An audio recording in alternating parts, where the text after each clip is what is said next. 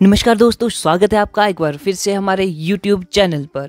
बात करेंगे HP TET के लिए इम्पॉर्टेंट केमिस्ट्री क्वेश्चंस की। तो देखो HP टेट में जो हमारे पास है मेडिकल और नॉन मेडिकल, इन दोनों स्ट्रीम्स में केमिस्ट्री जो है वो पूछी जाती है। तो इन दोनों स्ट्रीम्स के लिए बहुत ही ज़्यादा इंपॉर्टेंट क्वेश्चन रहने वाले हैं और यहीं से ही आपको आपके एग्ज़ाम में क्वेश्चन देखने को ज़रूर मिलेंगे। तो ये है वीडियो नंबर 9, इसलिए इसको नाम दिया गया है टेस्ट नंबर 9। आइए बात करते हैं क्या क्या क्वेश्चन है हमारे पास, देखते हैं। देखिए, the ion that is iso electronic with CO। Iso electronic मतलब कि हमारे पास इलेक्ट्रॉन जो है वो सेम होने चाहिए, आइसो इलेक्ट्रॉन्स। तो देखो CO है यहाँ पे। कार्बन के पास कितने इलेक्ट्रॉन्स होते हैं? 6 इलेक्ट्रॉन्स होते हैं। ऑक्सीजन के पास कितने होते हैं? 8 होते हैं। कितना हो गया टोटल? ये हो गया जी 14। ठीक है, अब इसी तरह हम देखते हैं ऑप्शंस में किसके पास सेम इलेक्ट्रॉन्स हैं। ये बात कर रहा है O2 की प्लस, O2 प्लस आयन है यहाँ पर। देखो O2 के पास हो जाएंगे 16 + 1 है, यानी कि एक इलेक्ट्रॉन कम है, तो ये हो जाएगा 15। ये तो ऑप्शन नहीं होगा। अगला ऑप्शन देखो, CN नेगेटिव, कार्बन के पास 6 होते हैं और नाइट्रोजन के पास होते हैं 7, तो ये कितने हो गए टोटल? 13। और माइनस की बात की गई है तो +1 हमारे पास हो गए 14। ठीक है, तो 14 ये नंबर ऑप्शन सही होगा। आगे भी देख लेते हैं। N2 के पास कितने होंगे? 14 होंगे। पॉजिटिव है, आयन है हमारे पास, तो -1 करेंगे, कितना हो जाएगा? 13। ये भी नहीं है। और O2 नेगेटिव की बात करेंगे, O2 में होते हैं 16 और माइनस है आयन हमारे पास, तो यहाँ पे +1 कितना आएगा? 17। तो ये भी नहीं होगा। ऑप्शन नंबर बी जो है वो बिल्कुल सही होगा। आगे देखो, बॉन्ड एंगल इन BF3 में बॉन्ड एंगल क्या होता है? तो देखो BF3 इस तरह से होता है, इस तरह से स्ट्रक्चर हमारे पास होता है ना। एक ही एक्सिस में सारे के सारे फ्लोरीन एटम जो हैं वो लगे होते हैं बोरोन एटम के साथ। तो इनके बीच में कितना एंगल होता है? ये होता है 120 डिग्री। तो ऑप्शन नंबर सी जो है वो बिल्कुल सही हो जाएगा। आगे देखो, which among the following identify the linear molecule. Linear molecule हमें बताना है, इनमें से कौन सा लीनियर मॉलिक्यूल है? वाटर, अमोनिया, सल्फर डाइऑक्साइड या कार्बन डाइऑक्साइड? इसका आंसर होगा option number D, carbon dioxide. Carbon dioxide एक लीनियर मॉलिक्यूल होता है। लीनियर मॉलिक्यूल क्या होता है? जैसे कि हमारे पास ये है कार्बन डाइऑक्साइड, तो इन दोनों के बीच में या फिर यहाँ पे एंगल कितना होना चाहिए? 180 डिग्री होना चाहिए, यानी कि ये एक स्ट्रेट एटम होगा, मॉलिक्यूल होगा, लीनियर मॉलिक्यूल। ठीक, आगे देखते हैं। Which of the following is not an organic acid? Organic acid देखो, कार्बन, हाइड्रोजन, ऑक्सीजन, ऑर्गेनिक कौन सा है? टार्टरिक एसिड बिल्कुल है, ऑर्गेनिक एसिड है। ऑक्सैलिक एसिड बिल्कुल ऑर्गेनिक एसिड है। अस्कॉर्बिक एसिड ये भी है। लेकिन ये जो नाइट्रिक एसिड है HNO3, ये एक इनऑर्गेनिक एसिड है, ऑर्गेनिक एसिड नहीं है। ठीक है, तो ऑप्शन नंबर डी जो है वो बिल्कुल सही हो जाएगा। आगे देखो, हेमोग्लोबिन इज ए। हेमोग्लोबिन क्या है? क्या ये कार्बोहाइड्रेट है, प्रोटीन है, फैट है या फिर न्यूक्लिक एसिड है? तो सिंपल आंसर हो जाएगा, यह एक क्या है? प्रोटीन है। ठीक है, haemoglobin is a protein. Haemoglobin blood में होता है और इसमें क्या पाया जाता है? हमारे पास आयरन पाया जाता है। ठीक है, आगे देखिए, अगला क्वेश्चन है, yes typical elements belongs to. अब ये टिपिकल एलिमेंट्स क्या होते हैं, इनके बारे में हमें पता होना चाहिए। तो देखो, ऐसे एलिमेंट्स जिनकी ऑक्सीडेशन स्टेट जो है वो फिक्स्ड रहती है। ऑक्सीडेशन स्टेट क्या रहती है? फिक्स्ड रहती है। उनको बोलेंगे, क्या बोलेंगे? Typical elements. तो कौन से होते हैं? First period, second period, third period या fourth period? Option number C जो है वो बिल्कुल सही हो जाएगा। फोर्थ पीरियड के एलिमेंट्स को बोला जाता है टिपिकल एलिमेंट्स। आगे देखो, the reaction between alcohol and carboxylic acid is called. Alcohol और कार्बोक्सिलिक एसिड के बीच में जो रिएक्शन होता है उसको क्या बोलते हैं? ऑप्शंस हैं hydrolysis reaction, esterification reaction, ammonolysis reaction या हाइड्रोजनेशन रिएक्शन। चलिए आइए देखते हैं इनके बारे में भी। हाइड्रोलिसिस रिएक्शन में क्या होता है? वाटर का रिएक्शन होता है। ठीक है, कोई भी हमारे पास मॉलिक्यूल है उसके साथ हम किसका रिएक्शन करवाएंगे? वाटर का। ठीक है, तो उसको बोलेंगे हाइड्रोलिसिस रिएक्शन। ठीक है, उसके बाद आता है एस्ट्रिफिकेशन। एस्ट्रिफिकेशन में क्या होता है? अल्कोहल और कार्बोक्सिलिक एसिड जो है वो उनके बीच में रिएक्शन होता है। ठीक है, तो इसको बोलते हैं एस्ट्रिफिकेशन रिएक्शन। और प्रोडक्ट क्या बनता है, एस्टर बनता है, इसलिए इसको बोलेंगे एस्टरिफिकेशन रिएक्शन। तो प्रोडक्ट हमारे पास बनेगा ROOR डैश। ठीक है, तो ये है एस्टरिफिकेशन रिएक्शन। तो यही बोला है अल्कोहल और कार्बोक्सिलिक एसिड के बीच में। ऑप्शन नंबर बी बिल्कुल सही हो जाएगा। आगे बात करते हैं अमोनोलिसिस रिएक्शन की। तो अमोनोलिसिस में सिंपल सी बात है, जब किसी मॉलिक्यूल के साथ अमोनिया का रिएक्शन होगा तो उसको अमोनोलिसिस रिएक्शन बोल देते हैं। जैसे कि हम एग्जाम्पल में लेते हैं इथाइल, ठीक है, इथाइल हेलो एग्जाम्पल से समझते हैं, है ना। तो देखो यहाँ पे हम लेंगे अल्काइल हलाइड CH3 हलाइड ले लिया हमने क्लोरीन, ठीक है, अल्काइल हलाइड, और इसका रिएक्शन अमोनिया के साथ NH3। तो यहाँ पे क्या होता है, ये जो है CH3 इसके साथ अमीन ग्रुप जो है वो लग जाता है और HCl जो है वो बाहर निकल जाएगा। ठीक है, तो ये हो गया अमोनोलिसिस रिएक्शन। आगे हाइड्रोजनेशन रिएक्शन की बात करते हैं। तो जब किसी भी मॉलिक्यूल या कंपाउंड का रिएक्शन होता है किसके साथ, हाइड्रोजन के साथ, हाइड्रोजन गैस के साथ, तब हम उसको बोलेंगे कि ये क्या हो गया, हाइड्रोजनेशन रिएक्शन है। ठीक है, अगर हम इसका एग्जाम्पल लें तो सिंपल से आप ले सकते हैं CH2 डबल बॉन्ड CH2, इसका रिएक्शन हाइड्रोजन के साथ, और ये क्या बन जाएगा CH3 CH3। ठीक है, तो यहाँ पे क्या हुई, यहाँ पे रिडक्शन हुई। आगे देखो नेक्स्ट क्वेश्चन है, yes in aqua regia HNO3 and HCl are present in the ratio. किस रेशो में होते हैं एक्वारेजिया में, HNO3 और HCl। तो देखो HNO3 जो है वो 1 में होता है और HCl जो है वो 3 पार्ट्स में होता है। तो 1:3 जो है वो इसका आंसर हो जाएगा ऑप्शन नंबर डी। आगे बात करते हैं, नेक्स्ट है the mass of 1 Avogadro number of helium atom. तो देखो एवोगैड्रो नंबर क्या होता है, 6.022 इंटू 10⁻23 पार्टिकल्स, एटम्स या मॉलिक्यूल्स। और ये किसके बराबर होता है, ये होता है मास नंबर, या फिर हम बोलेंगे atomic mass of the element या कंपाउंड। ठीक है, एटॉमिक मास। तो देखो हीलियम का एटॉमिक मास कितना होता है, हीलियम का एटॉमिक मास की बात करें तो ये होता है 4 ग्राम। तो यही एवोगैड्रो नंबर के बराबर होता है, एवोगैड्रो नंबर। तो ऑप्शन नंबर बी जो है वो बिल्कुल सही हो जाएगा, ऑप्शन नंबर बी 4 ग्राम। आगे बात करते हैं नेक्स्ट की, phosphorus is kept in. Phosphorus को किसमें रखा जाता है, कोल्ड वाटर, अमोनिया, केरोसिन या अल्कोहल। सही आंसर होगा ऑप्शन ए, कोल्ड वाटर। तो देखो पिछली वीडियोस में भी ये क्वेश्चन 2-3 बार रिपीट हो चुका है। फॉस्फोरस को किस में रखेंगे, कोल्ड वाटर में रखेंगे। कैरोसिन में सोडियम और पोटाशियम रखा जाता है। नेक्स्ट क्वेश्चन देखिए, which vitamin is essential for coagulation of blood. Blood की कोगुलेशन के लिए कौन सा विटामिन रिस्पॉन्सिबल होता है या जरूरी होता है। ऑप्शन देखो विटामिन के, सी, ए या B1। तो देखो इसका सही आंसर होगा option number A, option number A vitamin के। और विटामिन के का नाम क्या होता है, जर्नल नाम या हम बोलेंगे केमिकल नेम, वो फाइलोक्यूनिन। ठीक, ये भी बात ध्यान में रखनी है। उसके बाद है विटामिन सी के बारे में बात करेंगे। एस्कॉर्बिक एसिड इसको बोलते हैं, एस्कॉर्बिक एसिड, है ना। और उसके बाद है हमारे पास विटामिन ए, तो ये रेटिनॉल होता है, रेटिनॉल। विटामिन B1 की बात करेंगे तो इसको बोलते हैं थायमीन,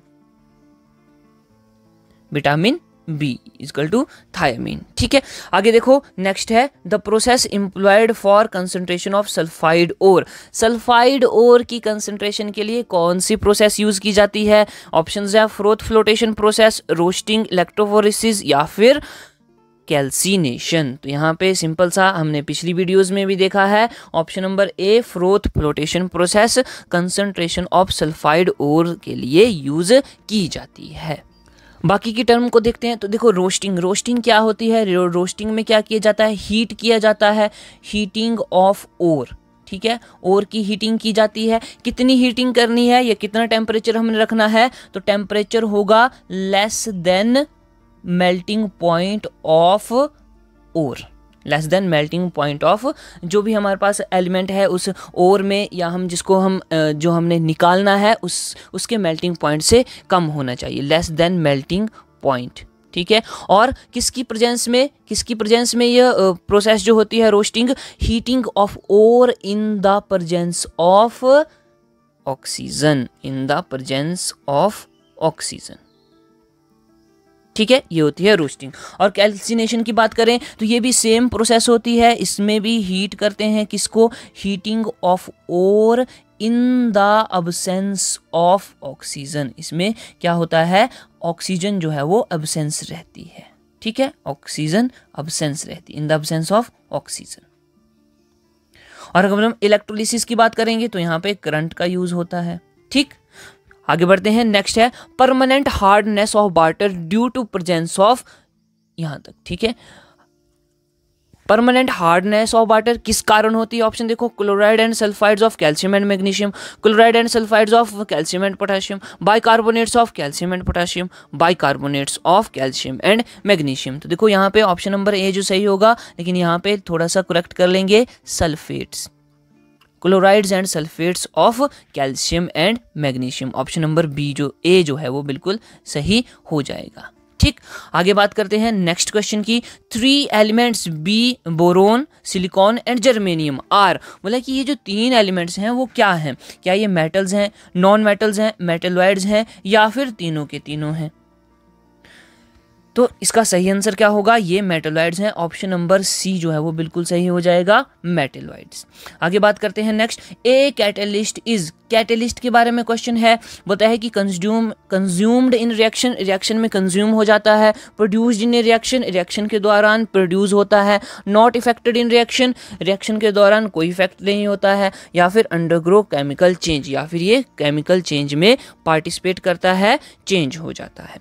तो कैटलिस्ट जो है वो नॉट इफेक्टेड इन रिएक्शन रहता है, इसका ये जो कैटलिस्ट है इसका रिएक्शन पर कोई प्रभाव नहीं होता है, मतलब कि ये पार्टिसिपेट नहीं करता है। कैटलिस्ट का काम क्या होता है, what is the working of catalyst, तो ये क्या करता है, स्पीड अप करता है रिएक्शन को, ताकि रिएक्शन जो है वो फास्ट हो सके, स्पीड अप करता है रिएक्शन को कैटलिस्ट, ठीक है। और कैटलिस्ट का और क्या काम है, ये कंज्यूम नहीं रहता है। जैसे कि हमने मान लो कि किसी रिएक्शन में निकल हमने एज ए कैटलिस्ट यूज़ किया, तो जितना हमने निकल जो कैटलिस्ट के रूप में यूज़ किया है वो वैसा ही रहेगा जब रिएक्शन कंप्लीट हो जाएगा। तो हम बोलेंगे कि इसको कोई फ़र्क नहीं पड़ता है रिएक्शन के दौरान, नॉट इफेक्टेड इन रिएक्शन, ठीक है। उसके बाद एक और बात इसके लिए इंपॉर्टेंट है, ये क्या करता है, प्लेटफॉर्म प्रोवाइड करता है ताकि कोई भी रिएक्शन जो है वो अच्छे से हो। तो हम बोलेंगे कि ये प्लेटफॉर्म प्रोवाइड करता है किसी भी रिएक्शन के लिए, ठीक है। तो इतनी बात आपको पता होनी चाहिए कैटलिस्ट से। आगे देखो नेक्स्ट है, phenolphthalein is a synthetic indicator and its colour in acid and basic solution respectively are, बोलता है कि फिनोल्फेथलीन जो है वो एक सिंथेटिक इंडिकेटर है, बिल्कुल सही बात है। बोलता है कि इसका कलर, अगर हम एसिड में फिनोल्फेथलीन का यूज़ करें तो कलर कैसा रहेगा, अगर हम बेसिक सोल्यूशन में फिनोल्फेथलीन का यूज़ करें तो कलर कैसा रहेगा। तो एक बात आपको पता होनी चाहिए कि जो फिनोल्फेथलीन होता है ये क्या होता है, एक वीक एसिड होता है, क्या होता है, वीक एसिड होता है। और जब हम इसको एसिडिक सॉल्यूशन में यूज़ करते हैं तो ये कलरलेस होगा, हमें कलरलेस सॉल्यूशन मिलेगा। अगर हम इसको बेसिक में यूज़ करते हैं तो हमें पिंक कलर मिलेगा, ठीक है। तो यहाँ पे ऑप्शन नंबर डी जो है वो बिल्कुल सही हो जाएगा, कलरलेस एंड पिंक। आगे देखो, 2 isotonic solutions will have same, isotonic solutions, isotonic solutions मतलब कि जिनका प्रेशर, इसको हम बोलेंगे ऑस्मोटिक प्रेशर, क्या होगा, सेम होगा, ऑस्मोटिक प्रेशर जो है वो सेम होगा। तो ऑप्शन नंबर डी बिल्कुल सही हो जाएगा, ऑस्मोटिक प्रेशर, ठीक है। अब जिस सॉल्यूशन का प्रेशर जो है वो हाई होता है, ज़्यादा होता है, मान लो हमारे पास ए सॉल्यूशन है और एक है बी सॉल्यूशन, ठीक है। ए का जो ऑस्मोटिक प्रेशर है वो ज़्यादा है, हाई ऑस्मोटिक प्रेशर, और बी का जो है वो लो ऑस्मोटिक प्रेशर है। अगर हम इन दोनों को कंपैरिजन करें, इन दोनों का कंपैरिजन करें, तो ये जो हाई ऑस्मोटिक प्रेशर वाला है इसको बोलेंगे हाइपरटोनिक,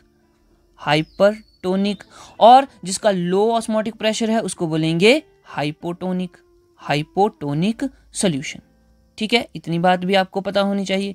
और अगर इन दोनों का सेम ऑस्मोटिक प्रेशर है तो हम बोलेंगे कि ये कैसे हैं, same osmotic pressure, then they are called isotonic solutions, ठीक है, इतनी बात क्लियर होनी चाहिए। ऑप्शन नंबर डी बिल्कुल सही हो जाएगा। नेक्स्ट क्वेश्चन देखिए, modern periodic law is based on, modern periodic law किस पर बेस है? Atomic size, atomic mass, atomic number या रेडियस? तो ऑप्शन नंबर सी बिल्कुल सही हो जाएगा, एटॉमिक नंबर्स पर बेस्ड है।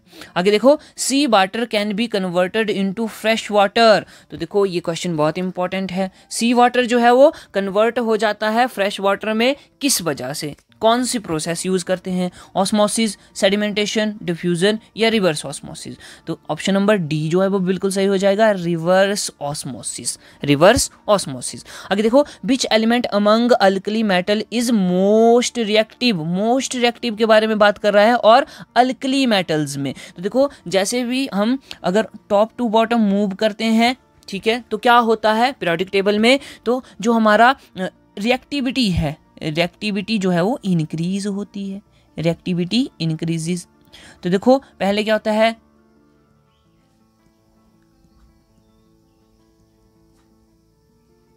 इस तरह से हमारे पास इस ग्रुप में ये एलिमेंट्स होते हैं, सोडियम, लिथियम, यहां पे आएगा हीलियम, ठीक है, हीलियम, लिथियम, सोडियम और ये पोटाशियम, रुबिडियम, सीजियम और फ्रांसियम। हमने बोला कि जब हम नीचे की तरफ जाते हैं तो रिएक्टिविटी जो है वो इंक्रीज होती है। तो देखो सबसे नीचे कौन है? सीजियम है। तो सीजियम की रिएक्टिविटी क्या होगी? सबसे ज्यादा होगी। Option number D is correct answer. Next देखो, नेक्स्ट क्वेश्चन है, which law of thermodynamics introduced concept of entropy? Entropy का कंसेप्ट कौन से लॉ ऑफ थर्मोडायनामिक्स ने दिया? First law, zeroth law, third law या सेकंड लॉ? इसका आंसर होगा option number D, second law. Second law of thermodynamics ने क्या किया? कंसेप्ट ऑफ एंट्रोपी दिया। ये बात आपको ध्यान में रखनी है। नेक्स्ट देखो, the isotopes of chlorine with mass number 35 and 36 exist in the ratio. तो देखो ये जो हमारे पास क्लोरीन है उसके आइसोटोप्स हैं, ठीक है जी। एक का मास नंबर 35 है और एक का 37 है। तो बोला ये किस रेशो में एग्जिस्ट करते हैं, ठीक। तो मान लो कि हमारे पास 4 क्लोरीन है, ठीक है, 4 क्लोरीन है, तो उनमें से 3 क्लोरीन जो होंगे वो 35 मास नंबर के होंगे, यानी कि 35 मास नंबर के होंगे, और एक जो होगा वो 37 मास नंबर का होगा। तो इस तरह से कितनी रेशो आ गई? 3:1, 3:1। ऑप्शन नंबर सी बिल्कुल सही हो जाएगा। आगे देखो, which metal form amalgam? Amalgam की बात आ गई तो सोचना कुछ नहीं है, मरकरी लगाना है। Option number D is correct answer. Next देखो, a solution reacts with crushed egg shells. Egg shell, egg का सेल किससे बना होता है? कैल्शियम कार्बोनेट से, CaCO3, CaCO3। Give a gas that turns lime water milky. अब आपको पता है कि कौन सी गैस होती है जो लाइम वाटर को मिल्की या मिल्की अपीयरेंस वहां पे देती है? तो वो होती है कार्बन डाइऑक्साइड, है ना। तो अब ये बोलता है कि हमें क्या है, जब रिएक्शन हुआ एक सॉल्यूशन का क्रश्ड एग सेल के साथ तो ऐसी गैस निकली जो कि लाइम वाटर को मिल्की बना दे रही है। तो हमें बताना है कि वो सॉल्यूशन जो है वो उसमें क्या प्रेजेंट होगा, NaCl, HCl, लिथियम क्लोराइड या फिर पोटाशियम क्लोराइड। तो देखो ये जो है केस तब बनेगा अगर एसिड रिएक्ट करता है, यहाँ पे देखेंगे एसिड रिएक्ट विद किसके साथ? CaCO3, यानी कि क्रश्ड एग सेल, ठीक। तो हमारे पास क्या है? कार्बन डाइऑक्साइड गैस जो है वो निकलती है। तो हमें आंसर में भी एसिड ढूंढना पड़ेगा। क्या NaCl सोडियम क्लोराइड एसिड है? नहीं है। फिर उसके बाद HCl एसिड है? हाँ जी ये एसिड है। तो ऑप्शन नंबर बी बिल्कुल सही हो जाएगा, है ना। और उसके बाद अगर हम बात करें लिथियम क्लोराइड की, ये भी एसिड नहीं है। पोटेशियम क्लोराइड, ये भी एसिड नहीं है। तो option number B is correct answer. आगे देखो, butanone is a 4 carbon compound. बिल्कुल सही बात है, 4 कार्बन कंपाउंड है ब्यूटेनोन। बोलता है कि इसके पास कौन सा फंक्शनल ग्रुप होता है? कार्बोक्सिलिक एसिड, एल्डेहाइड, कीटोन या फिर अल्कोहल? तो देखो ब्यूटेनोन किस तरह से होगा स्ट्रक्चर इसका? CH3 CH2, उसके बाद C डबल बॉन्ड O, और उसके बाद हम बात करेंगे CH3 की। ये हमारे पास बन गया ब्यूटेनोन, ठीक है, ये बन गया ब्यूटेनोन। अभी देखो यहाँ पे क्या है? RCOR। क्या ये बात सही है? इस तरह से फंक्शनल ग्रुप हमें देखने को मिल रहा है। कौन सा होता है? कीटोन होता है ना। ऑप्शन नंबर सी बिल्कुल सही हो जाएगा। ये तो हो गया बहुत ही डिटेल में। अगर हम सिंपल से देखे जाएं तो ओन है, ब्यूटेनोन है, तो ओन किसके साथ लगाया जाता है, कीटोन के साथ। जब कीटोन फंक्शन ग्रुप लगता है तो सुफिक्स जो है हम ओन लगाते हैं, तो इसका सही आंसर सिंपल सा हो गया कीटोन। कार्बोक्सिलिक एसिड की बात करेंगे तो COOH होता है, एल्डिहाइड की बात करेंगे तो CHO होता है, और अगर हम अल्कोहल की बात करते हैं तो OH होता है, ROH। तो इस तरह से फंक्शनल ग्रुप्स होते हैं। आगे देखो नेक्स्ट है yes, what is rodenticides. Rodenticides क्या होते हैं? ऑप्शंस आपके पास हैं, a medicine to kill bombs, a medicine to kill animals, a lubricant या अ पेस्टिसाइड। देखो रोडेंटिसाइड होते हैं जो ऐसी दवाई जो कि एनिमल्स को मारने के काम आती है। ऑप्शन नंबर बी जो है सही हो जाएगा। आगे देखो नेक्स्ट है, the inventor of atomic theory is. Atomic theory की खोज किसने की? ऑप्शन देखो, Rutherford, madam Curie, John Dalton, Albert Einstein. यहाँ पे देखते हैं ऑप्शंस। रदरफोर्ड ने क्या किया? गोल्ड फॉयल एक्सपेरिमेंट दिया था, गोल्ड फॉयल एक्सपेरिमेंट, है ना। और उसके बाद मैडम क्यूरी की बात करते हैं। मैडम क्यूरी ने रेडियम की खोज करी थी, रेडियम की खोज 1902 में, ठीक है। जॉन डाल्टन ने, इन्होंने एटॉमिक थ्योरी दी, एटॉमिक थ्योरी। तो हमारे पास इस क्वेश्चन का बिल्कुल सही आंसर हो जाएगा option number C, that is John Dalton. आगे मूव करते हैं। नेक्स्ट क्वेश्चन है, dash is estimated by carbon radio carbon dating, C14 जिसको भी हम बोलते हैं। तो उसके साथ हमें क्या पता लगता है? Age of human beings, age of fossils, disease of the human body या प्योरिटी ऑफ द मेटल। तो इसका सही आंसर होगा option number B, age of the fossils. Fossils की आयु के बारे में हम पता लगा सकते हैं रेडियो कार्बन डेटिंग के साथ, ठीक है। आगे नेक्स्ट बात करते हैं, yes the hydrogen ion concentration in any solution is. कितनी है? बोलते हैं कि हाइड्रोजन आयंस की कंसंट्रेशन एक सोल्यूशन में 10⁴ है। ये हो गए हमारे पास हाइड्रोजन आयंस। बोलता है कि the concentration of hydroxyl ions in it would be. Hydroxyl ions की कंसंट्रेशन हमें बतानी है। तो देखो हमने पढ़ा है H positive plus OH negative कितना होता है? 10⁻14 होता है। क्या ये बात सही है? हाँ जी, बिल्कुल सही है। यहाँ पे हमें H पॉजिटिव की वैल्यू दी गई है, 10⁻14 प्लस हमें OH नेगेटिव की हाइड्रोक्सिल आयंस की वैल्यू निकालनी है। तो देखो इसको अगर हम सॉल्व करेंगे तो OH नेगेटिव कितना आ जाएगा? 10⁻⁻10। बिल्कुल ठीक है। तो ऑप्शन नंबर सी जो है वो सही हो जाएगा, ऑप्शन नंबर सी, 10⁻⁻10। तो हाइड्रोक्सिल आयंस की कंसंट्रेशन कितनी हुई? 10⁻⁻10। आगे देखो, the phenomena of radioactivity was discovered by. Radioactivity किसने खोजी? किसके द्वारा? Henri Becquerel, Rutherford, Pierre Curie या मैडम क्यूरी। तो इसका सही आंसर होगा option number A, Henri Becquerel. Henri Becquerel ने रेडियो एक्टिविटी की खोज की थी। रदरफोर्ड की हमने देख लिया कि गोल्ड फॉयल एक्सपेरिमेंट जो है वो इन्होंने किया था। मैडम क्यूरी का भी हमने देख लिया कि इन्होंने रेडियम की खोज करी थी। तो इस हिसाब से ऑप्शन नंबर ए जो है वो बिल्कुल सही हो जाएगा। तो दोस्तों ये थे हमारे आज के क्वेश्चंस। उम्मीद करता हूँ कि ये आपके लिए काफ़ी हेल्पफुल रहेंगे। हमने डिटेल में इनका सोल्यूशन दिया, हमने कोशिश की कि आपको इस क्वेश्चन पेपर के माध्यम से या इन क्वेश्चंस के माध्यम से जितनी हो सके उतनी इन्फॉर्मेशन दी जाए, ठीक है। तो ये आपके लिए ज़रूर हेल्पफुल रहेंगे। बने रहें हमारे साथ, हमारी वीडियोस को शेयर ज़रूर करें और चैनल को सब्सक्राइब भी करें।